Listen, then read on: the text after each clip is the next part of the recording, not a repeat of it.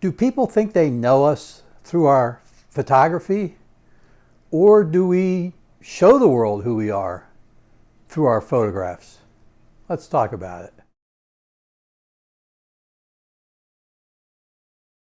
Hey, welcome to another video. A while back I took this image here. This is my son-in-law and my daughter. And when my wife saw this picture, she was not happy with me. She thought for sure this was me telling the world that I was upset or didn't want my son-in-law as part of our family. And even after I explained to her that no, that's not the case at all, this was arranged by my daughter. She wanted this photograph and asked me to take it for her. She thought it was funny. So I did, and even then my wife was like, A couple of years ago, I started getting into infrared photography a little bit. And I took this image as one of the first ones I ever made and put it up on Facebook. And an old fraternity brother of mine from college, who I haven't seen in over 40 years, commented that, man, I must be in a really depressed mood to want to take images like that. And I put up a couple other infrareds, and he kept commenting about how, man, what's wrong with you? What's gotten into you? You're so moody and so depressed, and you're not the person I knew. And okay, it's just infrared photography. Then I posted this image, and he again commented. Now, he knew my wife a little bit because we all went to school together. And he said, man, you must really be mad at her to take a picture like that. It's so dark and so moody. You're really, now I know, you really should go see a therapist. And I'm thinking, dude, it's a photograph.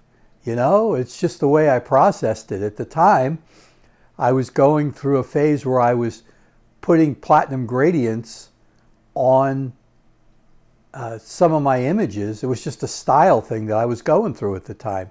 Had nothing to do with my mood or being depressed or not being depressed or anything of the sort.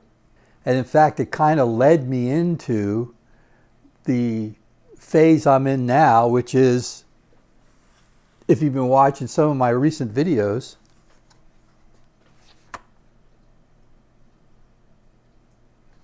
of doing a lot of platinum work, a lot of platinum photography. It's just what I'm into right now, and I almost feel like it's gone full circle, which I'll get into here in just a moment. And then another person who I knew was a friend of mine, and she only kind of knows me through a writers group that we used to be in, and we still keep in touch and have lunch every now and again. I think she watches these videos. She said she does from time to time, so if you're watching, hi Diane.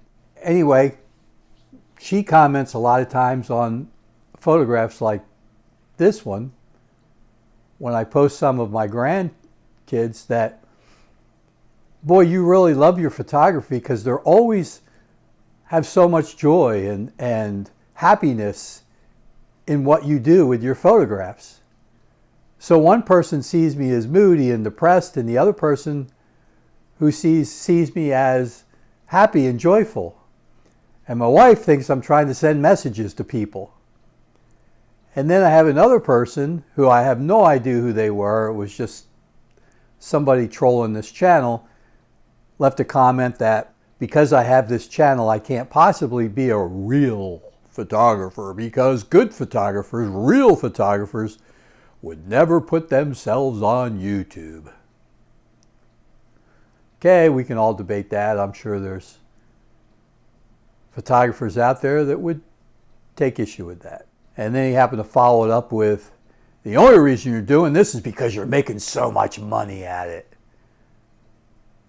Yeah, that's what I'm doing. I'm making so much money with these videos.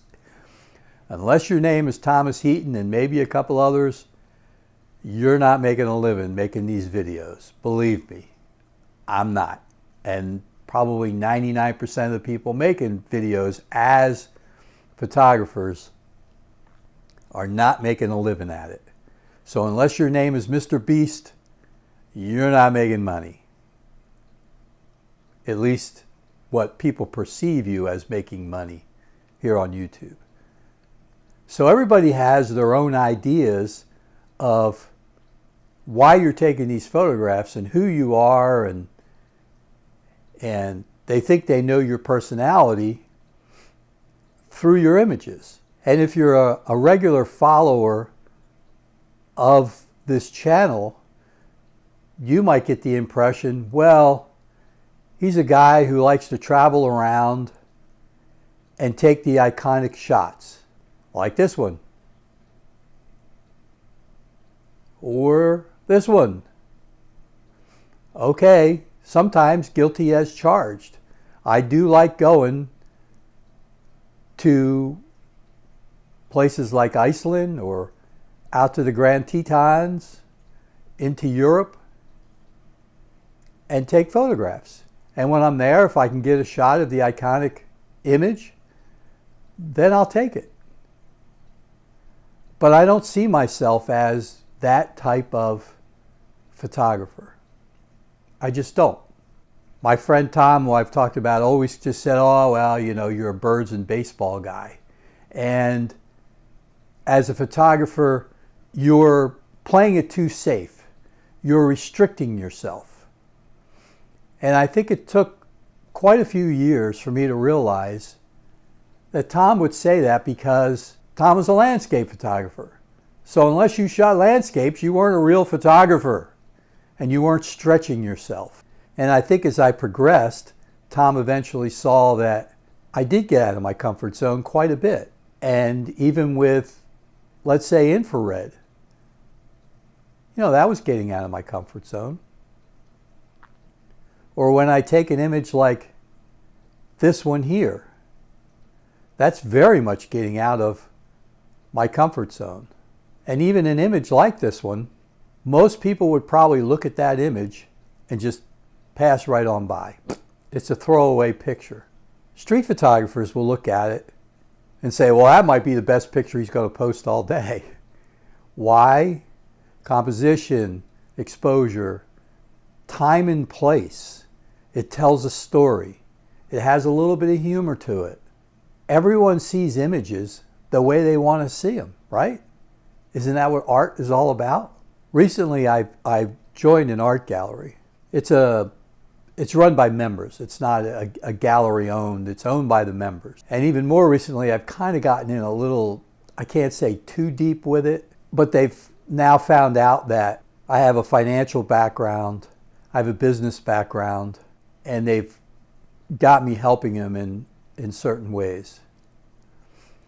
But one of the reasons why I wanted to join was so that I could eventually have, rather than putting up one, maybe two images every month when they do their exhibition, they have an alcove, they have another room where you can hang 15, 20 images.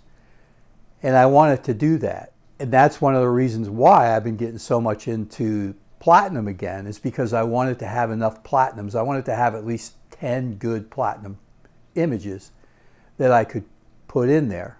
But in doing so, and thinking back on how people perceive me not only as a person, but even the moods I'm in based on what photograph I'm showing at that particular time, it made me start to think about, well, what images would I really want to show and why? And that led me to this video of a little bit even deeper thought of, if I wanted to show the world 10 images that explains who I am as a photographer, could I pick 10 images? Could I do it? Not only that, they can't be my 10 best images or what people would perceive as my 10 best images. And when I say perceive, let me give an example. Again, with this one here,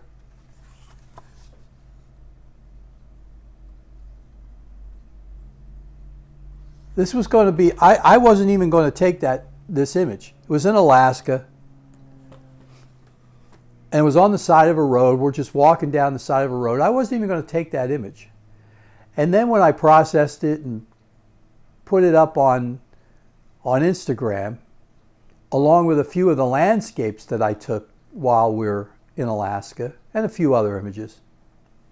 That boat was the one that got the most attention. Between Facebook and Instagram, that's the one people liked the most. And it was probably one of my least favorites.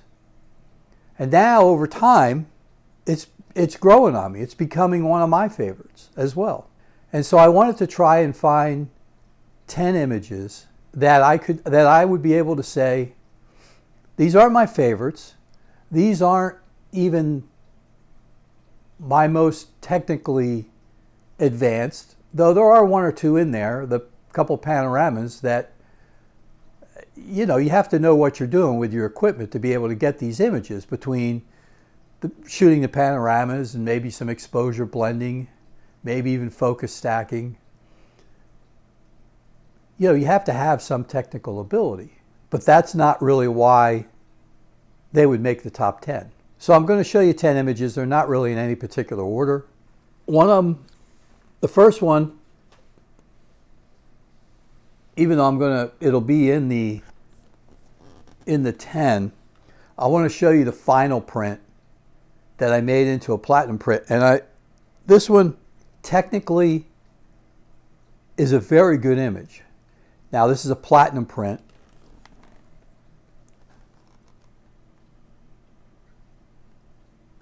Hopefully there's not a reflection coming off of it.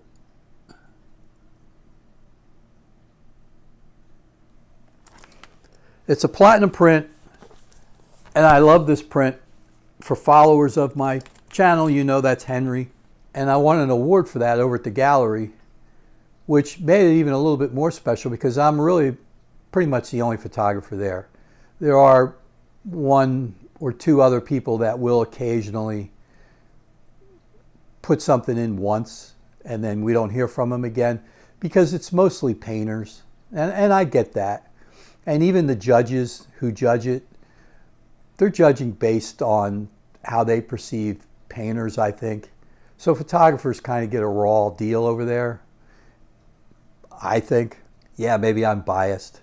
But especially a platinum print, you know, I don't know that the judge has ever even seen a platinum print. Maybe they have, maybe they haven't. So when that one won an award against the other painters, that kind of made it more special to me. So anyway, that one will be in the 10. And I want you to see if you can see a theme throughout the 10. Now, these are taken over a series of years. Some of them are recent. Some of them were taken as many as, I think, 10 or 15 years ago. See if you notice a theme, and then we'll come back.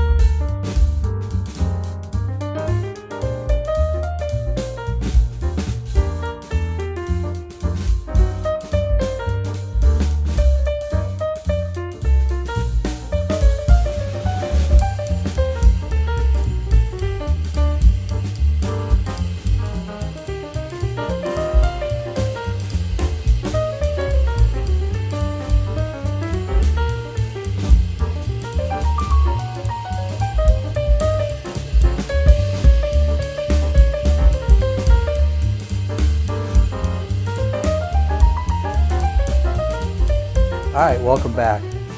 Before we get into it, I always ask at the end, but I think this time I'm going to ask, if you get a chance and you have mercy on me, please like and subscribe and help me build the channel a little bit. It's been in a little bit of a lull lately, but I haven't been posting as many videos for a few different reasons, which I mentioned in a previous video. Anyway, if you would do that. Okay, so we looked at those 10 images. That's how I would present to the world who I am as a photographer. Is there a theme to it? And you could say, well, yeah, they're all black and white for the most part, other than you threw in an infrared in there. Yeah, that's true. Can you dig a little bit deeper? I'll give you one hint, because you know there's very few people watching this who really know me. But I love music. I listen to music almost all day long, every day, no matter where I am. If I'm in a car, sometimes I'll listen to the news, but most times I'm listening to music. If I'm at home and I go for a walk, sometimes I listen to the news. Most of the time I'm listening to music. If I'm sitting at my desk working on something, 90% of the time it's music. When I was a kid, I used to fall asleep listening to music. WFIL in Philadelphia. They used to always be on when I was going to sleep.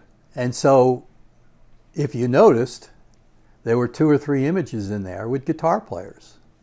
Because anytime I see musicians, if I can get a snap of them, I'm going to do it. I have quite a few. When you go through Europe, you know, you have all the street performers and all. I have lots of images of those types of people.